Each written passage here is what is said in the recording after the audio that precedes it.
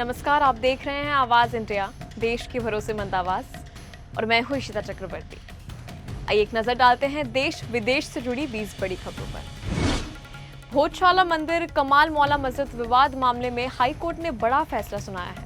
हिंदू पक्ष के वकील के अनुसार अदालत ने भोजशाला परिसर को हिंदू मंदिर माना है। कोर्ट ने जैन समाज और मुस्लिम पक्ष की याचिकाओं को खारिज कर दिया है।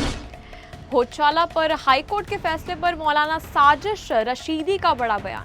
कहा कि मुसलमानों को भावुक होने की जरूरत नहीं है। बाबरी मस्जिद की तरह हम ईमानदारी से ये भी लड़ाई लड़ना चाहते हैं। सीबीआई ने शुक्रवार को नीट यूजी 2026 पेपर लीक मामले में कथित मास्टरमाइंड पीवी कुलकर्णी को गिरफ्तार किया है। लातूर का रहने वाला पीवी कुलकर्णी पुणे में रसायन विज्ञान केमिस्ट्री का शिक्षक है। वो एनटीए की ओर से परीक्षा प्रक्रिया में शामिल था, जिसके कारण उसकी पहुंच सीधे प्रश्न पत्रों तक थी। ईरान के विदेश मंत्री अब्बास अराघची ने भारत सरकार और विदेश मंत्री एस जयशंकर की जमकर तारीफ की। उन्होंने भारत ईरान संबंधों को बेहद महत्वपूर्ण बताया और हालिया तनाव के दौरान दोनों देशों के संपर्क का जिक्र किया। ईरानी विदेश मंत्री ने कहा, हम भारत के साथ अपने संबंधों को बहुत महत्व देते हैं। भारत हमेशा से इस क्षेत्र से संतुलित और सम्मानजनक भूमिका निभाता रहा है। पीएम मोदी की अपील के बाद अब भजन लाल सरकार राजस्थान में जल्द ही नई गाइडलाइन लागू कर सकती है। इसके तहत कुछ विभागों में वर्क फ्रॉम होम, दफ्तरों में नो व्हीकल डे और मंत्रियों अफसरों के काफिलों में कटौती जैसे कदम उठाए जा सकते हैं। मुख्यमंत्री योगी आदित्यनाथ ने शुक्रवार को महाराजगंज में विभिन्न विभागों की जन कल्याणकारी योजनाओं के अंतर्गत चयनित लाभार्थियों को स्वीकृति पत्र, चेक, टूल किट और आवास की चाबियां वितरित की। इससे पहले मुख्यमंत्री ने नन्हे बच्चों का अन्नप्राशन संस्कार कराया और उन्हें उपहार भी भेंट दिए। योगी सरकार ने उत्तर प्रदेश को वर्ष 2047 तक विकसित राज्य बनाने के लिए दूरदर्शी मॉडल तैयार किया है। अर्थशक्ति, सृजन शक्ति और जीवन शक्ति पर आधारित ये मॉडल प्रदेश की अर्थव्यवस्था, सामाजिक विकास, नवाचार, आधारभूत संरचना और सुशासन को नई दिशा देगा। सीएम योगी का लक्ष्य है कि वर्ष 2047 तक उत्तर प्रदेश देश की सबसे बड़ी अर्थव्यवस्था बने।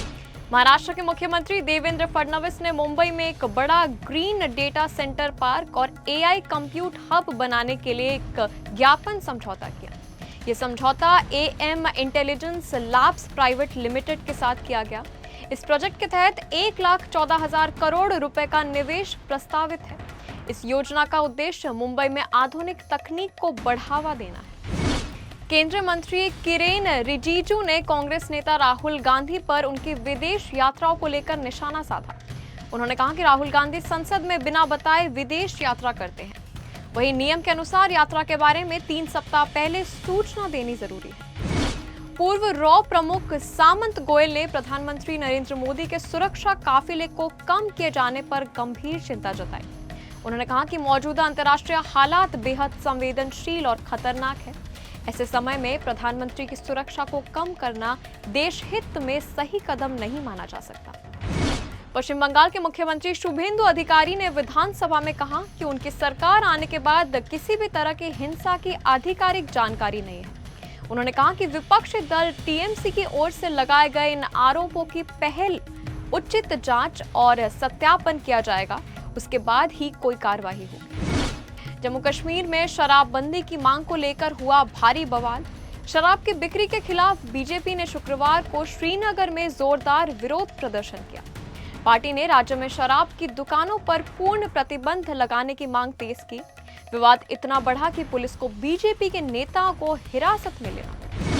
आरजीकर मेडिकल कॉलेज रेप और हत्या मामले में पश्चिम बंगाल की सरकार ने बड़ा एक्शन लिया है। इस मामले की शुरुआती जांच के दौरान कथित लापरवाही के आरोप में 3 वरिष्ठ आईपीएस अधिकारियों को सस्पेंड कर दिया।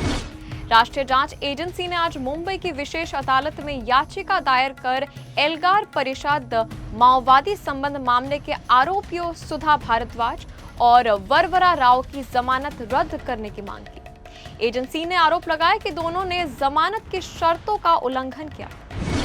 पाकिस्तान के अशांत खैबर पख्तूनख्वा प्रांत में आतंकियों और सुरक्षा बलों के बीच भीषण मुठभेड़ में 9 संदिग्ध आतंकवादी और 4 सुरक्षाकर्मी मारे गए।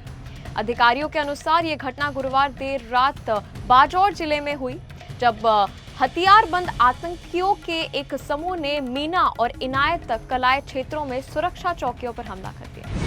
क्रिकेटर ईशान किशन ने शुक्रवार को बिहार के मुख्यमंत्री सम्राट चौधरी से मुलाकात की। ईशान किशन को सम्राट चौधरी ने 1 करोड़ का चेक देकर सम्मानित किया और साथ ही ईशान को शुभकामनाएं भी दी।